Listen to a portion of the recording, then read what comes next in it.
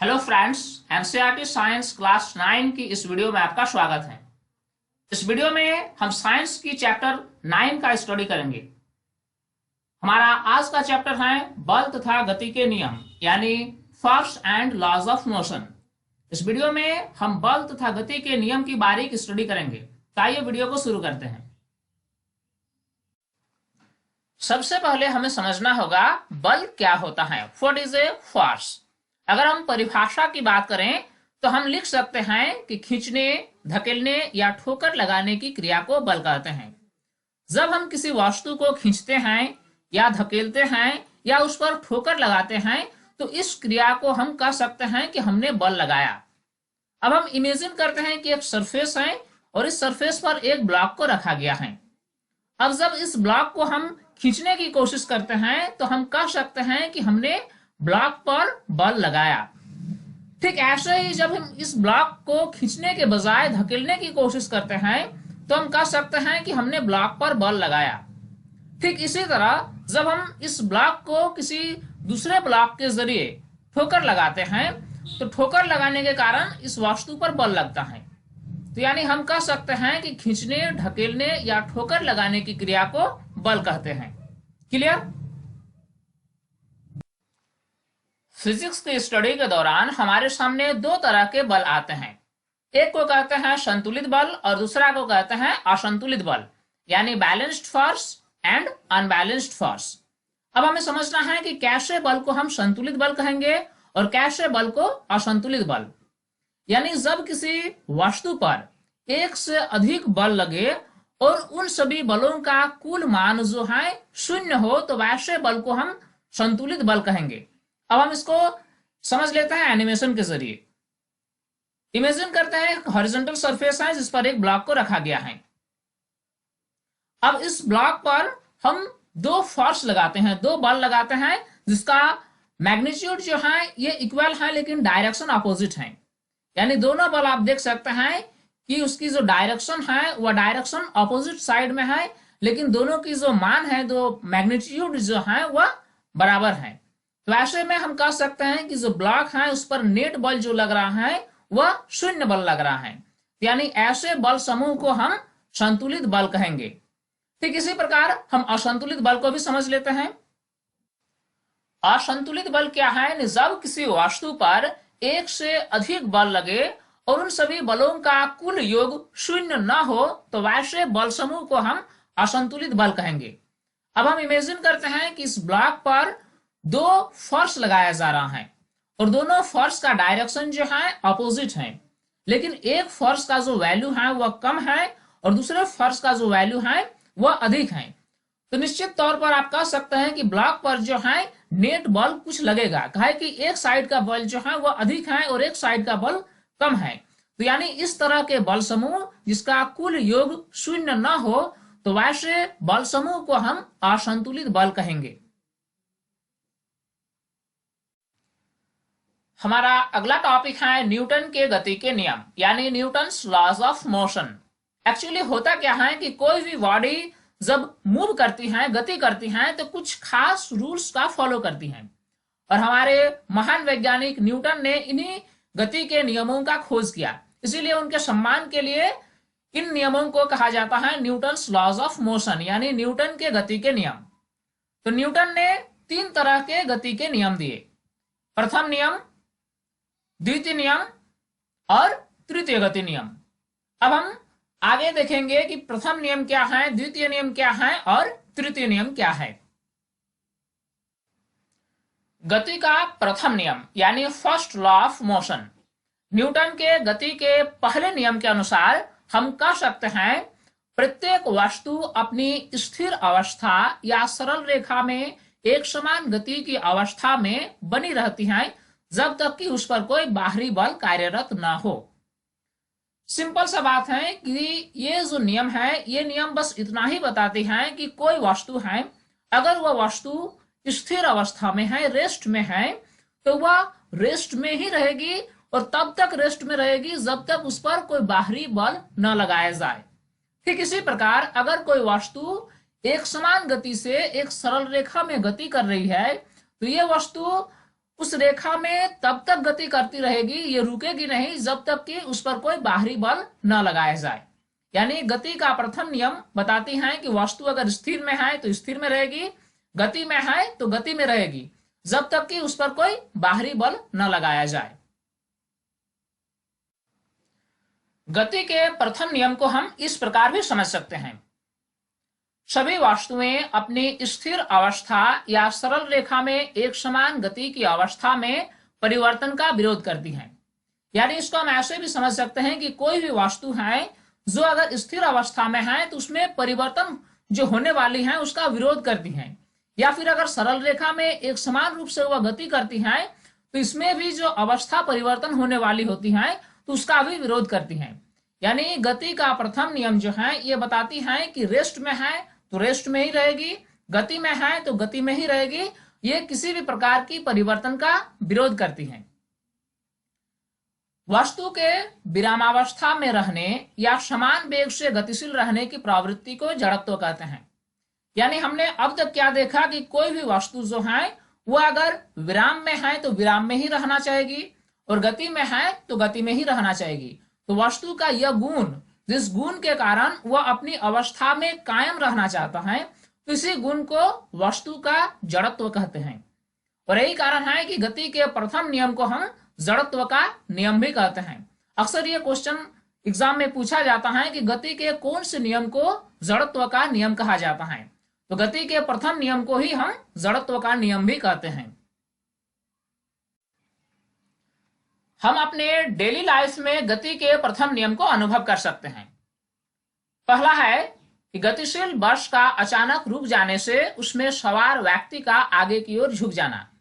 जब हम बस में चलते हैं तो अगर बस में अचानक ब्रेक लग जाए, अचानक बस रुक जाए, तो जिसमें जो सवार व्यक्ति है वो आगे की ओर झुक जाता है।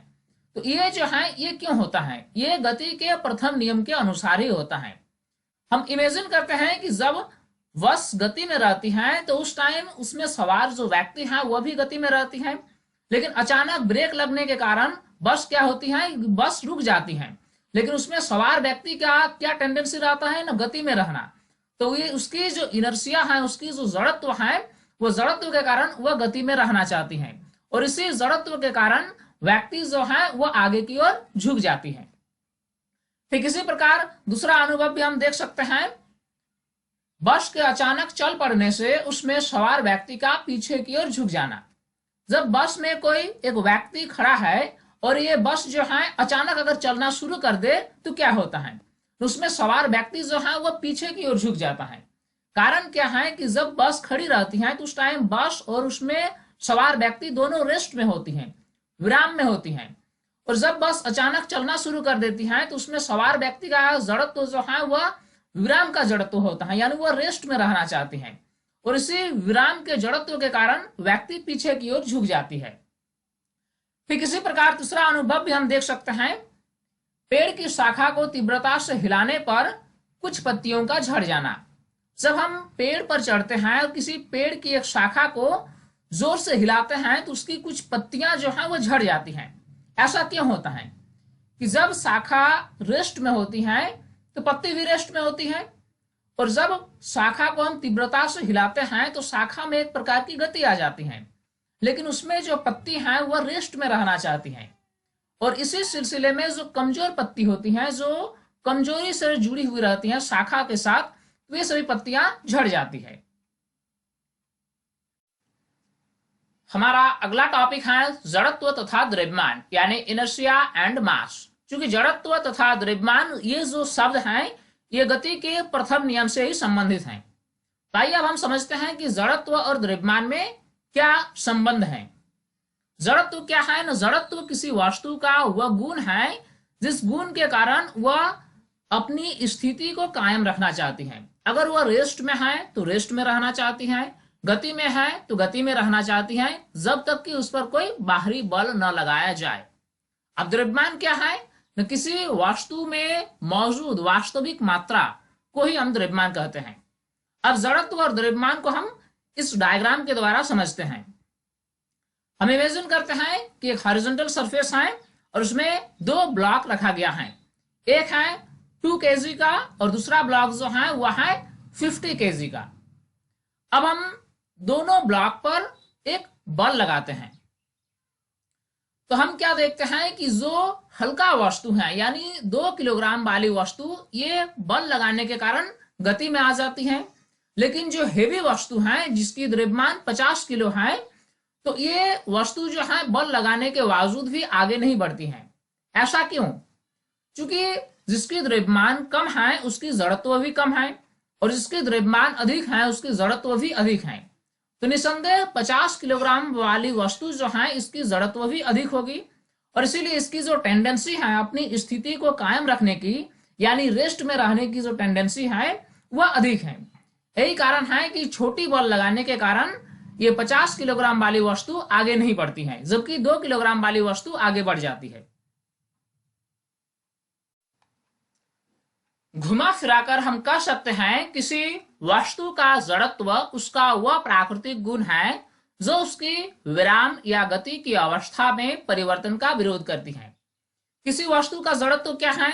जड़त्व वह गुण है जिस गुण के कारण वह अपनी अवस्था में होने वाली परिवर्तन का विरोध करती है। जबकि किसी वस्तु का द्रव्यमान क्या है? द्रव्यमान जड़त्व की माप है। अगर द्रव्यमान अधिक होगी तो जड़त्व अधिक होगी, द्रव्यमान कम होगी तो जड़त्व कम होगी। यानी द्रव्यमान क्या है ना? द्रव्यमान जड़त्व की माप होती है। गति के प्रथम नियम का डिस्कशन खत्म। अब हम देखेंगे गति के द्वितीय नियम यानी सेकंड लॉ ऑफ मोशन। गति के द्वितीय नियम को समझने से पहले हमें एक टर्म समझ लेना होगा जिसका नाम है संवेग यानी मोमेंटम। हो सकता है आपने इसका नाम भी सुना होगा। तो आइए देखते हैं कि संवेग यानी मोमेंटम क्या होता है। जब कोई वस्तु गति करती है तो उस वस्तु की द्रव्यमान और वेग के गुणनफल को हम संवेग कहते हैं। यानी हम कह सकते हैं किसी वस्तु के द्रव्यमान और वेग के गुणनफल को संवेग यानी मोमेंटम कहा जाता है। मोमेंटम को P द्वारा इंडिकेट किया जाता है, यानी हम लिख सकते हैं P is equal to mv। यानी किसी वस्तु का संवेग P उसकी मास और वेलोसिटी का प्रोडक्ट होती है, यानी P is equal to mv। अब हमारे दिमाग में सवाल उठता है कि आखिर संवेग यानी मोमेंटम का एसआई मात्रक क्या है। चूंकि हम जानते हैं कि संवेग को जो है ये P द्वारा इंडिकेट किया जाता है और P is equal to mv होता है। तो अब संवेग का जो एसआई मात्रक होगा वह क्या होगा? ये जो संवेग है ये मास और वेलोसिटी का प्रोडक्ट है। तो मास जो है यानी द्रव्यमान उसको हम केजी में नापते हैं और वेलोसिटी जो है इसको मीटर पर सेकंड में नापते हैं। यानी संवेग का एसआई मात्रक जो होगा वह होगा किलोग्राम मीटर पर सेकंड। अब हम सीधे पॉइंट पर आते हैं, यानी Newton's second law of motion. गति के द्वितीय नियम को हम जरूर समझेंगे, लेकिन उससे पहले हम देख लेते हैं कि इसकी परिभाषा क्या है।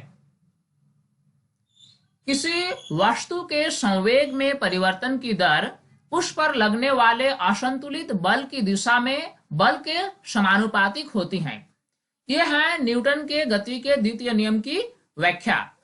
किसी वस्तु के संवेग में परिवर्तन की दर उस पर लगने वाले असंतुलित बल की दिशा में बल के समानुपातिक होती है। अगर हम इसको शॉर्ट में लिखना चाहें, शॉर्ट में समझना चाहें, तो हम इसको कैसे लिखेंगे? इसके अनुसार क्या है कि संवेग में परिवर्तन की दर यानी किसी वस्तु में जब बल लगाया जाता है उसमें जो संवेग में परिवर्तन की दर होती है वह समानुपातिक होती है। किसकी समानुपातिक? न लगाए गए बल की। यानी न्यूटन के गति के द्वितीय नियम बस इतना ही बताती है कि किसी वस्तु में संवेग में परिवर्तन की दर समानुपातिक होती है किसकी? न लगाए गए बल की। चलिए हम इसे लिख लेते हैं, संवेग में परिवर्तन की दर समानुपाती होती है लगाए गए बल की। अब इसको हम मैथमेटिकली अगर लिखना चाहेंगे तो कैसे लिखेंगे? P2 minus P1 divided by T। यानी संवेग में परिवर्तन की अगर बात हो तो क्या होगा? P2 माइनस P1, लेकिन दर दिया हुआ है यानी संवेग में परिवर्तन की दर यानी P2 minus P1 divided by T। अब जो समानुपाती का चिन्ह है उसको हम लगा दिए। उसके बाद क्या है ना, लगाए गए बल, तो लगाए गए बल F। अब इसी इक्वेशन को हम रिवर्स करके लिखते हैं, उल्टा करके लिखते हैं।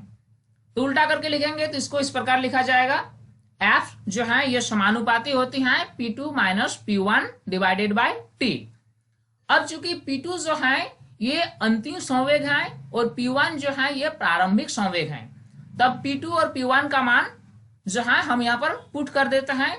P2 जो है ये mv हो जाएगा और P1 जो है ये mu हो जाएगा, क्योंकि अंतिम वेग को हम v द्वारा इंडिकेट करते हैं और प्रारंभिक वेग को u द्वारा इंडिकेट करते हैं। चलिए स्क्रीन के साइज को ध्यान में रखते हुए हम बगल में अब लिखना शुरू करते हैं। अब इस इक्वेशन को हम ऐसे भी लिख सकते हैं m को कॉमन लेकर, और इसके बाद ये जो m है m के जगह पर हम m लगा दिए, और v minus you by T ये जो है ये एक्सीलरेशन का फॉर्मूला है, यानी v minus you by T के जगह पर हमने a लिख दिया, यानी f जो है ये समानुपाती होती है m a का।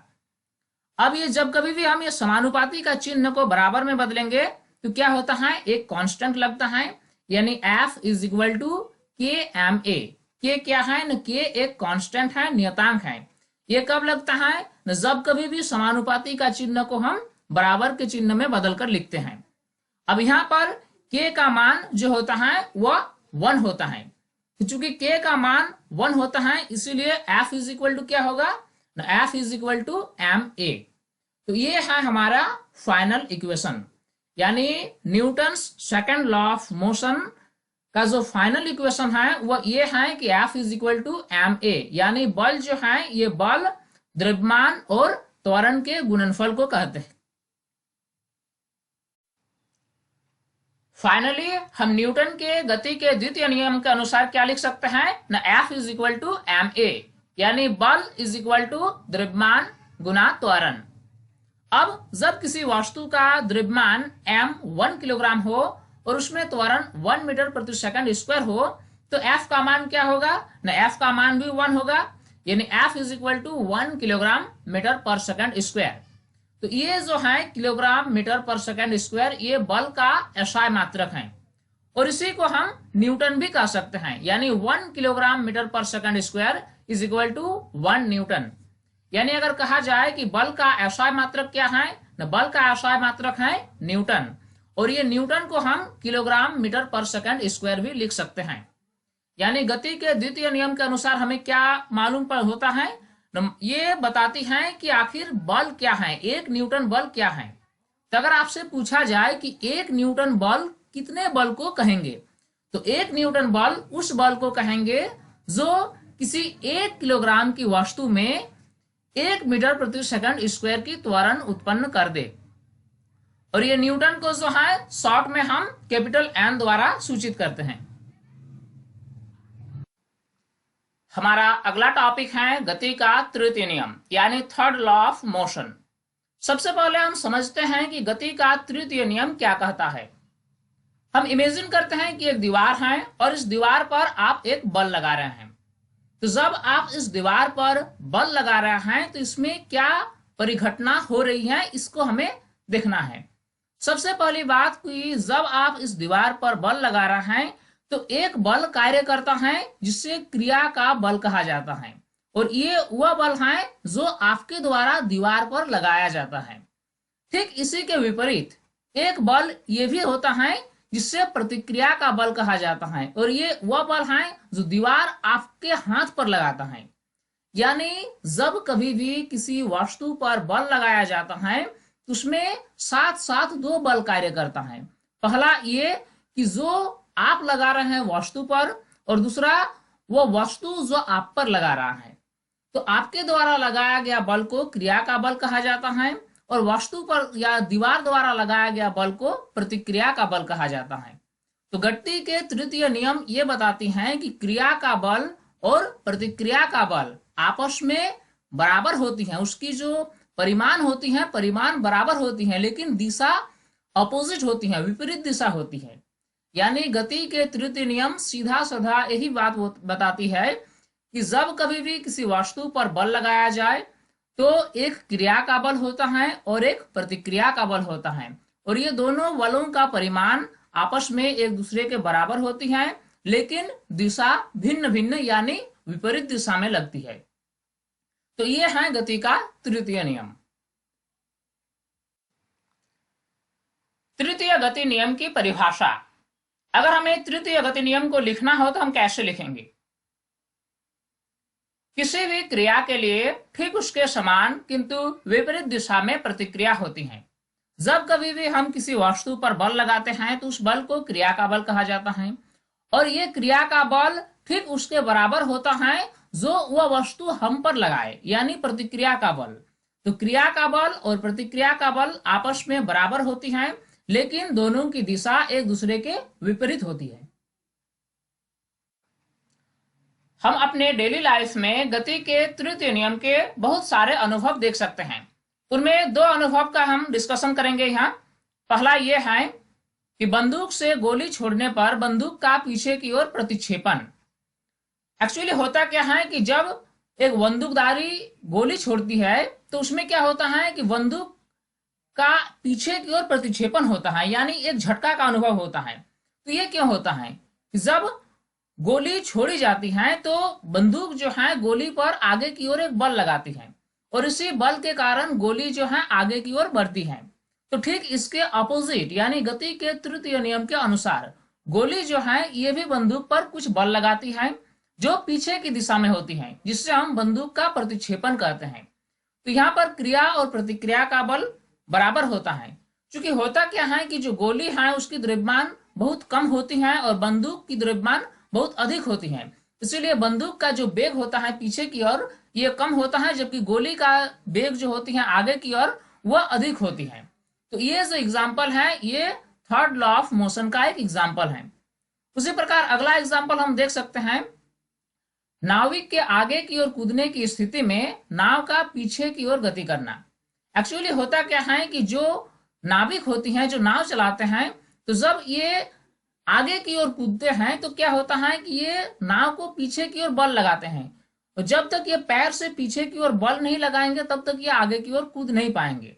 तो एक्चुअली क्या होता है कि ये जो नाव है ये नाव भी नाविक को आगे की ओर एक बल लगाती है। तो यहाँ पर भी क्रिया और प्रतिक्रिया का बल होता है, और इसी के कारण नाविक जो है आगे की ओर मूव करता है, और जबकि नाव जो है वह पीछे की ओर गति करता है। हमारा अगला टॉपिक है संवेग संरक्षण यानी कंजर्वेशन ऑफ मोमेंटम।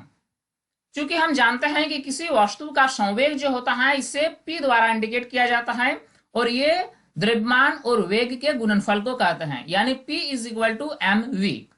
अब हमें यह देखना है कि संवेग संरक्षण का सिद्धांत क्या है। दो वस्तुओं के संवेग का योग टकराने के पहले और टकराने के बाद बराबर रहता है यदि कोई बाहरी असंतुलित बल कार्य न करे।